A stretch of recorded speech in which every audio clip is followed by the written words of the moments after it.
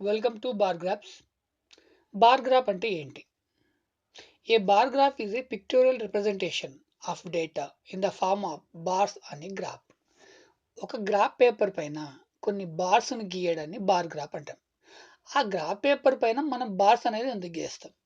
First మనం graph paper తీసుకున్నట్టయితే ఈ గ్రాఫ్ పేపర్ అనేది మనకున్న డేటా వాల్యూస్ని పెద్ద పెద్ద డేటా వాల్యూస్ని ఒక సింగిల్ పేజ్లో ఒక సింగిల్ పేపర్ పైన రిప్రజెంట్ చేయడానికి చాలా అనుకూలంగా ఉంటుంది. సో, అవి మనం ఇక్కడ బార్ గ్రాఫ్‌లో ఏం చేస్తామంటే, అదే గ్రాఫ్ పేపర్ పైన కొన్ని బార్స్ అనేది రిప్రజెంట్ చేస్తాం. ఈ బార్స్ అనేది ఏం రిప్రజెంట్ చేస్తాయి? మనకున్న డేటా వాల్యూస్‌ని రిప్రజెంట్ చేస్తాయి. ఇక్కడ చూసినట్టయితే కొన్ని బార్స్ ఉన్నాయి. ఈ బార్స్ అనేది డిఫరెంట్ డిఫరెంట్ హైట్స్‌లో ఉన్నాయి. ఇలా ఎందుకు తీసుకున్నామంటే, ఒక్కొక్క బార్ అనేది ఒక్కొక్క డేటా పాయింట్‌ని సూచిస్తుంది. అంటే ఒక పాయింట్ అనేది ఒక డేటా వాల్యూ అనేది ఇంకొక డేటా వాల్యూ కంటే డిఫరెంట్‌గా ఉంటుంది. సో, అలాంటి డిఫరెంట్ టైప్ ఆఫ్ డేటా వాల్యూస్‌ని మనం ఒక పేపర్ పైన చూయించడానికి ఈ బార్ గ్రాఫ్స్ అనేది యూజ్ చేస్తాం. మరి ఈ బార్ గ్రాఫ్స్ అనేది ఎందుకు గీయాలి? అంటే ఫర్ ఎగ్జాంపుల్ ఒక కంపెనీ ఉంది. ఒక కంపెనీకి సంబంధించేసి ఒక annual profit and loss accounts గాని, ఇంకా డిఫరెంట్ డిఫరెంట్ అకౌంట్స్ ఏదైనా ఒక అకౌంట్‌ని చూసినట్టయితే మనకు నంబర్ ఆఫ్ పేజెస్ ఉంటాయి.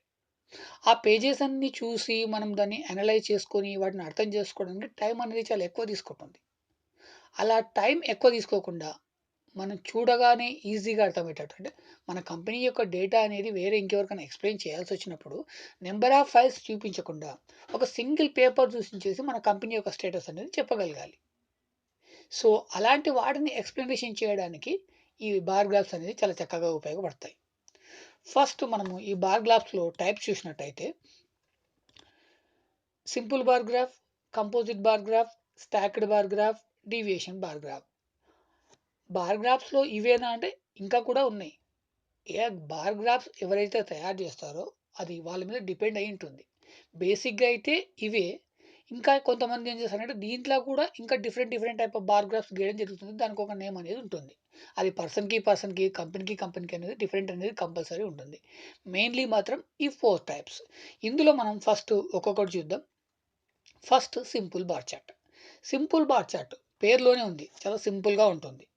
సో, దానికి ఒకసారి ఫస్ట్ డెఫినిషన్ చూసినట్టయితే, as the name suggest simple bar chart is the simplest bar graph of all. It is used to describe one continuous variable along with the one discrete value. ఇక్కడ simple bar graph అంటే చాలా సింపుల్‌గా ఉంటుంది చూడడానికి. అది తక్కువ data values. అది తక్కువ డేటా ఉన్నప్పుడు వాటిని రిప్రజెంట్ చేయడానికి మనం ఉపయోగించే బార్ చార్ట్ ఏంటి అంటే simple bar chart. For example దీనికి బెస్ట్ ఎగ్జాంపుల్ ఏంటి అంటే స్టూడెంట్ మార్క్ లిస్ట్. అంటే ఈ బార్ గ్రాఫ్ తోటి మనం మార్క్ లిస్టే తయారు చేస్తామంటే మార్క్ లిస్ట్ అని కాదు. మనకు ఒక ఐడియా కోసము మనకు తెలిసిన వాటిని నేను చెప్పడం జరుగుతుంది. మామూలుగా అయితే పెద్ద పెద్ద కంపెనీస్ అనేది యూజ్ చేస్తాయి. సో, ఫస్ట్ మనము ఈ స్టూడెంట్ మార్క్ లిస్ట్ అనేది చూద్దాం. ఈ స్టూడెంట్ మార్క్ లిస్ట్‌కి సింపుల్ బార్ చార్ట్ అనేది ఎలా యూజ్ అవుతుంది? ఇక్కడ ఒక స్టూడెంట్‌కి కొన్ని సబ్జెక్ట్స్ అనేది ఉంటుంది. ఒక్కొక్క సబ్జెక్ట్‌కి ఒక్కొక్క బార్ తీసుకున్నట్టయితే ఏ సబ్జెక్ట్‌లో ఎన్ని మార్క్స్ వచ్చాయి? వాటిని హైట్‌లో చూపిస్తాం. ఇక్కడ ఎక్స్ యాక్సిస్, వై యాక్సిస్ అని 2 ఉన్నాయి కదా! ఎక్స్ యాక్సిస్ పైన ఏం చేస్తామంటే మనము సబ్జెక్ట్స్ చూపిస్తాం. ఇక్కడ నేను ఒక 6 సబ్జెక్ట్స్ తీసుకున్నాను. ఈ 6 ఆ సబ్జెక్ట్ అనేది బార్ రూపంలో చూపిస్తాను. ఒక్కొక్క బార్ అనేది ఒక్కొక్క హైట్ ఉంది. సో, ఈ వై యాక్సిస్ మరి ఏం చేస్తుంది అంటే ఈ హైట్‌కి సంబంధించిన డేటా వాల్యూస్ అనేది ఇక్కడ ఉంటుంది. సో, 0 నుంచి స్టార్ట్ అయ్యి నేను ఇక్కడ మార్క్స్ కాబట్టి ఇక్కడ 100 వరకు తీసుకుంటాను. ఇక్కడ పైకి ఎళ్తున్న కొద్దీ ఏమైతుందంటే డేటా వాల్యూస్ అనేది పెరుగుతూ పోతుంది. 10, 20, 30, 40 ఇలా పెరుగుతూ పోతుంది. ఇక్కడ చూస్తే సబ్జెక్ట్ 1, సబ్జెక్ట్ 2, సబ్జెక్ట్ 3, సబ్జెక్ట్ 4 అలా ఉంటుందన్నమాట.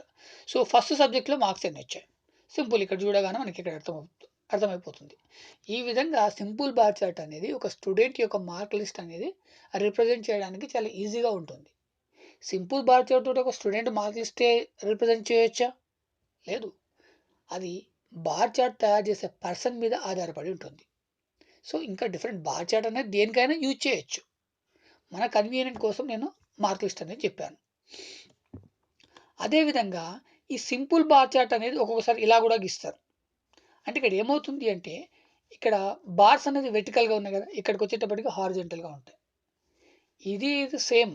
ఇక్కడైనా ఎక్స్ యాక్సిస్ ఉంటుంది. ఇక్కడైనా వై యాక్సిస్ ఉంటుంది. ఇక్కడ ఏందంటే ఎక్స్ యాక్సిస్ పైన మా సబ్జెక్ట్ అనేది రిప్రజెంట్ చేసాం. ఇక్కడేమవుతుంది వై యాక్సిస్ పైన రిప్రజెంట్ చేయడం జరుగుతుంది. ఈ ఎక్స్ యాక్సిస్ పైన మార్క్స్ అనేది రిప్రజెంట్ చేస్తారు. సింపుల్ డిఫరెంట్ అంతే, దానికి పెద్ద డిఫరెంట్ ఏమి ఉండదు. సో ఇలాంటి టైంలో ఈ బార్ చార్ట్ని ఏమంటారంటే హారిజెంటల్ బార్ చార్ట్ అంటారు. దీన్ని వెర్టికల్ బార్ చార్ట్ అంటారు. ఇలా రెండు లేకపోతే మామూలుగా దాన్ని సింపుల్ బార్ చార్ట్ అంటారు. దీంతో పాటు మనం ఇక్కడ ఇంకొక విషయం గురించి మాట్లాడుకోవాలి. అది ఏంటి అంటే హిస్టోగ్రామ్. ఒక హిస్టోగ్రామ్ పిక్చర్ చూసినట్టంటే ఈ విధంగా ఉంటుంది. సింపుల్ బార్ చార్ట్కి హిస్టోగ్రామ్కి చాలా సిమిలర్గా ఉంటుంది. ఇక్కడికి అక్కడికి ఉన్న డిఫరెంట్ ఏంటంటే సింపుల్ బార్ చార్ట్లో ఏంటంటే బార్కి మధ్యన స్పేస్ ఉంటుంది. మనం ఇంతకుముందు ఒక సబ్జెక్ట్ తీసుకున్నాం, కొన్ని సబ్జెక్ట్ తీసుకున్నాం, సబ్జెక్ట్ అనేది కొంచెం స్పేస్ అనేది వదిలాం. ఇక్కడ ఏమవుతుంది అంటే స్పేస్ అనేది ఉండదు. ఈ హిస్టోగ్రామ్లో స్పేస్ అనేది ఉండదు. మెయిన్ డిఫరెంట్ ఇది. బార్ చార్ట్కి హిస్టోగ్రామ్కి డిఫరెంట్ ఏంటి అంటే ఇక్కడ బార్కి మధ్యన స్పేస్ అనేది ఉండదు. సో మరి హిస్టోగ్రామ్ అనే సేమ్, మిగతా అన్ని సేమ్. సో ఏదైనా కానీ వాల్యూస్ కానీ ఎక్స్ యాక్సిస్ కానీ వై యాక్సిస్ కానీ మనం తీసుకున్న అంతా కూడా సేమ్. మరి హిస్టోగ్రామ్ అని ఎందుకు అంటాం, దీన్ని ఎందుకు యూజ్ చేస్తాము అంటే ఇది పర్టికులర్గా ఫ్రీక్వెన్సీ డిస్ట్రిబ్యూషన్కి యూజ్ అవుతుంది. మనకి ఫ్రీక్వెన్సీ డిస్ట్రిబ్యూషన్ అంటే తెలుసు కదా. ఫ్రీక్వెన్సీ డిస్ట్రిబ్యూషన్ అంటే ఒక వాల్యూ నుంచి ఇంకొక వాల్యూ మధ్యన ఉన్న వేరియబుల్స్ లేదా ప్రొడక్ట్ లేదా కొంతమంది పర్సన్స్. ఫర్ ఎగ్జాంపుల్ మనము ఈ ఫ్రీక్వెన్సీ డిస్ట్రిబ్యూషన్కి బెస్ట్ ఎగ్జాంపుల్ ఏంటి అంటే పాపులేషన్. ఫర్ ఎగ్జాంపుల్ మనము పాపులేషన్ అనేది బార్ చార్ట్ రూపంలో పొందుపరచాలి అంటే ఇక్కడ హిస్టోగ్రామ్ ఎక్కడ యూజ్ అవుతుంది పాపులేషన్లో అంటే మనకి different type of age groups ఉంటాయి. ఓకే, పిల్లలకు ఒక ఏజ్ గ్రూప్ ఉంటుంది, టీనేజర్స్కి ఒక ఏజ్ గ్రూప్ ఉంటుంది, అడల్ట్స్కి ఒక ఏజ్ గ్రూప్ ఉంటుంది, పెద్దవాళ్ళకి ఒక ఏజ్ గ్రూప్ ఉంటుంది. సో ఇలా different type of age group అనేది మనం స్పెసిఫికేషన్ చేసుకున్న తర్వాత ఈ ఏజ్ గ్రూప్ వాళ్ళు ఇంతమంది, ఈ ఏజ్ గ్రూప్ వాళ్ళు ఇంతమంది అని చెప్పడానికి హిస్టోగ్రామ్ అనేది యూజ్ అవుతుంది.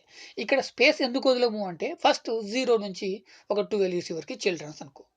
సో 0 నుంచి 12 వరకు ఇంతమంది ఉన్నారు. సో అది ఎక్కడ చూపిస్తామంటే ఇక్కడ చూపిస్తాం. సో ఇక్కడ ఏం చేస్తామంటే ఫస్ట్ 0 నుంచి 12 ఇయర్స్ చిల్డ్రన్స్ ఎంతమంది ఉన్నారంటే ఇక్కడ మన ల్యాక్స్లోనో, థౌజండ్స్లోనో, క్రోర్స్లోనో చూపిస్తాం. అదేవిధంగా 12 ఇయర్స్ నుంచి ఒక 18 ఇయర్స్ వరకు టీనేజర్స్, అలాగే 18 ఇయర్స్ నుంచి ఒక 40 వరకు అడల్ట్స్, 40 నుంచి పెద్దవాళ్ళు, అలా చూపించడానికి హిస్టోగ్రామ్ అనేది చాలా చక్కగా ఉపయోగపడుతుంది. హిస్టోగ్రామ్లో ఏంటంటే స్పేస్ అనేది ఉండదు. So a histogram is a display of statistical information that uses rectangles to show the frequency of data items in successive numerical intervals of the equal size. ఇక్కడ ఏమవుతుంది అంటే మనం తీసుకునే డేటా వాల్యూ, డేటా రేంజ్ ఏదైతుందో దాని మీద depend అయ్యి ఇది వస్తుంది అనమాట. ఈ వెడల్పు అనేది వస్తుంది. హైట్ మాత్రం మనకున్న డేటా వాల్యూ మీద డిపెండ్ అయి ఉంటుంది. సో హిస్టోగ్రామ్కి బార్గ్రాఫ్కి ఉన్న తేడా అంతే అనమాట. దీని తర్వాత మనం తెలుసుకోవాల్సింది గ్రూప్డ్ బార్ చార్ట్. ఈ గ్రూప్డ్ బార్ చార్ట్ అంటే ఏంటి? మనం ఇంతకుముందు సింపుల్ బార్ చార్ట్లో చేయలేనివి కొన్ని ఉంటాయి. సింపుల్ బార్ చార్ట్ అనేది సింప్లెస్ట్ థింగ్స్ని డిస్ప్లే చేయడానికి మాత్రమే యూజ్ అవుతుంది. కొన్ని సింపుల్ బార్ చార్ట్లో మనం డిస్ప్లే చేయలేం. ఫర్ ఎగ్జాంపుల్ ఒక హై స్కూల్ ఉంది. 6th, 7th, 8th, 9th, 10th ఒక 5 క్లాసెస్ ఉన్నాయి.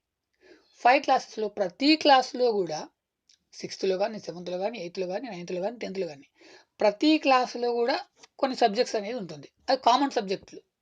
6th ఉంటుంది, 7th ఉంటుంది, 8th ఉంటుంది, 9th ఉంటుంది.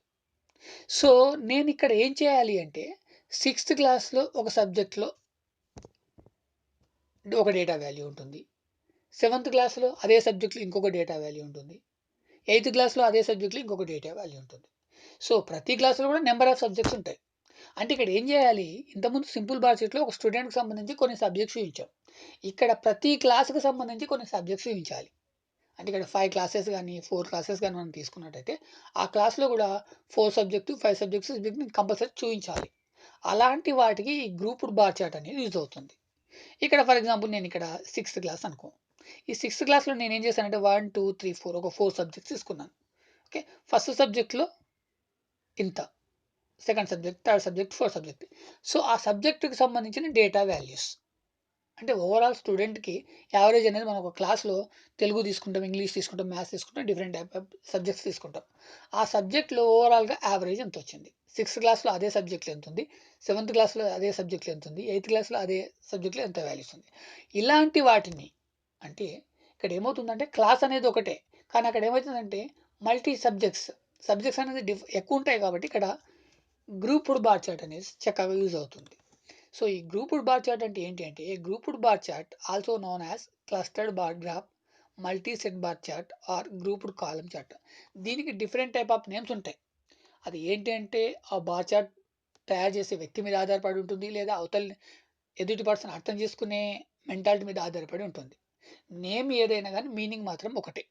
అది మల్టీ సెట్ బార్ కానీ, క్లస్టర్డ్ బార్ చార్ట్ కానీ, గ్రూప్డ్ కాలమ్ చార్ట్ కానీ ఏదైనా సరే దాంట్లో మనం రిప్రజెంట్ చేసేది ఏంటి అంటే ఒకే ప్రొడక్ట్ లేదా ఒకే క్లాస్ ఇంకా డిఫరెంట్ ఏదైనా కానీ దానికి సంబంధించి number of values, number of data points ఉంటే వాటిని రిప్రజెంట్ చేయడానికి ఇక్కడ గ్రూప్డ్ బార్ చార్ట్ అనేది యూజ్ చేస్తాం.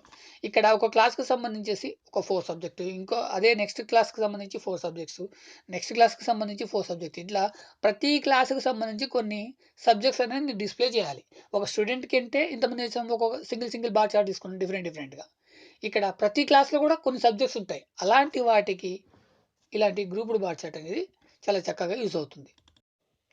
ఇంకా మన స్టూడెంట్ లాంగ్వేజ్లో కాకుండా బయట సొసైటీ లాంగ్వేజ్లో చెప్పాలంటే మల్టీ స్టోర్స్.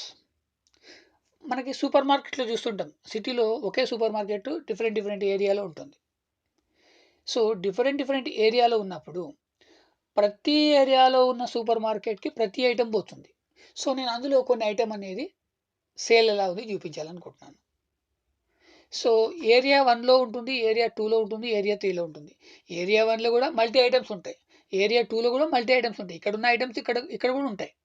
సో ఆ ఐటమ్ యొక్క సేల్స్ కానీ లేకపోతే పర్చేజెస్ కానీ ఎలా ఉన్నాయో నేను చూపించాలి. సో అక్కడ ఏం చేస్తానంటే ఒక area store, first area 1, area 2, area 3, area 4 ఇలా కూడా తీసుకోవచ్చు. సో ఆ ఏరియా 1లో నెంబర్ ఆఫ్ ఐటమ్స్ ఎన్ని ఉన్నాయి, ఆ ఎన్ని ఐటమ్స్ అయితే మనం డిస్ప్లే చేయాలనుకుంటామో అన్ని బార్స్ తీసుకోవాలి.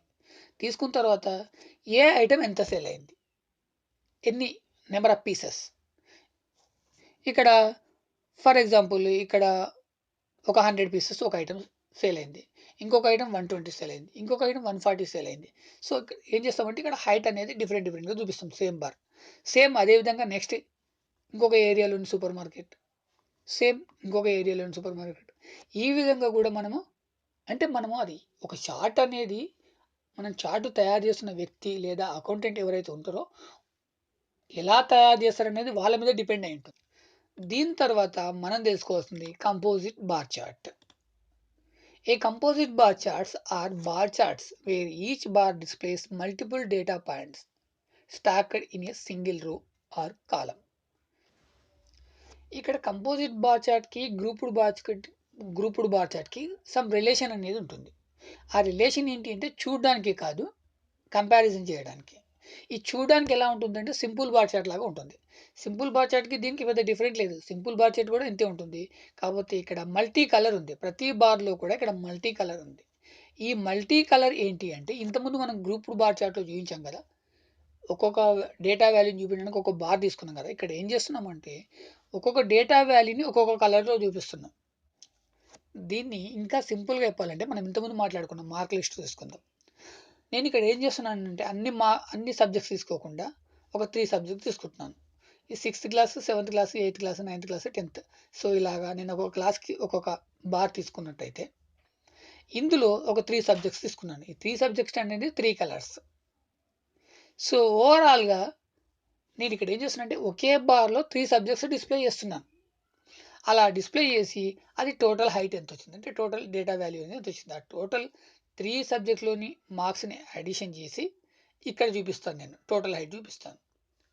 సో సబ్జెక్ట్ 1 ఎంత, సబ్జెక్ట్ 2, సబ్జెక్ట్ 3 టోటల్ వాల్యూ అనేది ఇక్కడ చూపిస్తాను.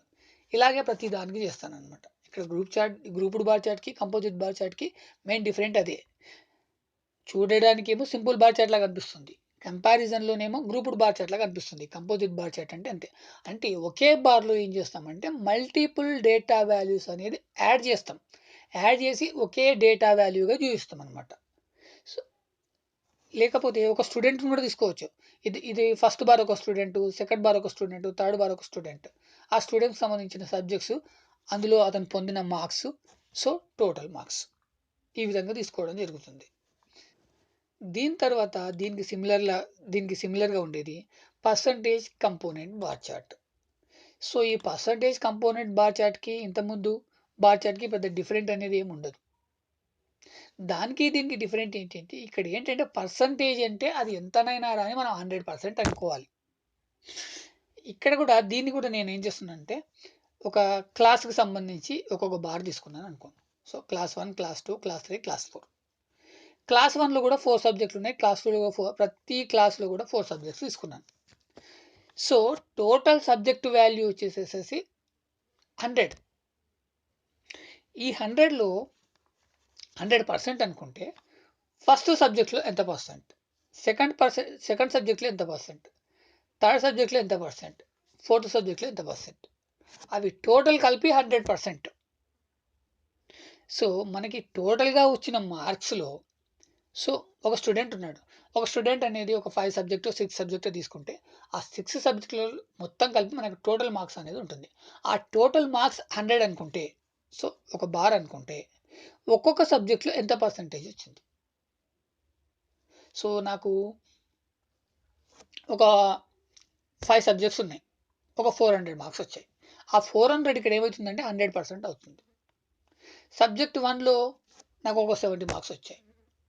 ఈ 400లో ఆ 70 మార్క్స్ అనేది ఎంత పర్సెంటేజ్, దాన్ని ఆ విధంగా క్యాలిక్యులేషన్ చేసేసి ఈ చార్ట్ గీయడం జరుగుతుంది. అంటే ఇక్కడ ఏం చేస్తామంటే ఇంతకుముందు బార్ చార్ట్ ఏంటి అంటే మనకు టోటల్ అడిషన్ చేసి దాని వాల్యూ చూపించడం జరుగుతుంది. అది యాక్చువల్గా ఎంత వాల్యూ వస్తే అంత వాల్యూ. ఇక్కడ ఏమవుతుంది అంటే పర్సంటేజ్ అనేవరకు ఏమవుతుందంటే టోటల్ మార్క్స్ 100 అవుతుంది. అందులో ఒక్కొక్క దాంట్లో ఎంత వచ్చిందంటే దాంట్లో డివైడ్ అవుతుంది. సో అలాంటి వాటిని యూజ్ చేయడానికి ఈ పర్సంటేజ్ కంపోనెంట్ బార్ చార్ట్ అనేది యూజ్ అవుతుంది. దీని తర్వాత deviation bar chart. So deviation అంటేనే మనకు తెలుసు.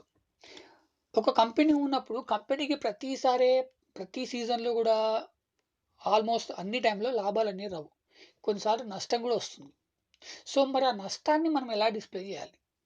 సో మనం ప్రతిసారి మనము ఏదైతే వచ్చిందో మనం ఏదైతే సేల్ ఉందో దాన్ని మాత్రమే చూపించడం. కానీ ఒక్కొక్కసారి నష్టం వస్తుంది. ఆ నష్టాన్ని మనం ఈ బార్ చార్ట్లో ఎలా చూపించాలి? సింపుల్. దీనికి పెద్ద కష్టం ఏముండదు. ఇక్కడ ఏమవుతుంది అంటే ఎక్స్ యాక్సిస్ అనేది మిడిల్లో ఉంటుంది. చార్ట్కి మిడిల్లో ఉంటుంది. ఈ పైకి వెళ్ళేదంటే ఏంటంటే ప్రాఫిట్. ఈ కిందికి మనం ఏదైతే ఉందో బార్ దాన్ని లాస్. ఈ లాస్ ఉన్నప్పుడు ఏం చేస్తామంటే కిందికి చూస్తాము, ప్రాఫిట్ ఉన్నప్పుడు పైకి చూపిస్తాం. సో డీవియేషన్ బార్ చార్ట్ అనేది ఈ విధంగా యూజ్ అవుతుంది. సో డీవియేషన్ బార్ చార్ట్ని కూడా హారిజంటల్గా వెర్టికల్గా చూపించవచ్చు. సో ఇలా కూడా చూపించవచ్చు. అయితే ఈ డీవియేషన్ బార్ చార్ట్ని ఈ ప్రాఫిట్ అండ్ లాస్కే కాకుండా ఇంకో రకంగా కూడా యూజ్ చేస్తారు. ఫర్ ఎగ్జాంపుల్ 2 ప్రొడక్ట్స్ ఉన్నాయి. ఇక్కడ ఏం చేస్తారంటే 2 ప్రొడక్ట్స్, ఓకే, 2 ప్రోడక్ట్ యొక్క స్టేటస్ని తెలియజేయడానికి కూడా డీవియేషన్ బార్ చార్ట్ అనేది యూజ్ అవుతుంది. అంటే ఒక బార్ చార్ట్ని మనం ఎలా యూజ్ చేస్తాము, ఎలా అర్థం చేసుకుంటాము అనేది ఆ బార్ చార్ట్ ఎవరైతే తయారు చేస్తున్నారో వాళ్ళ మీద డిపెండ్ అయి ఉంటుంది.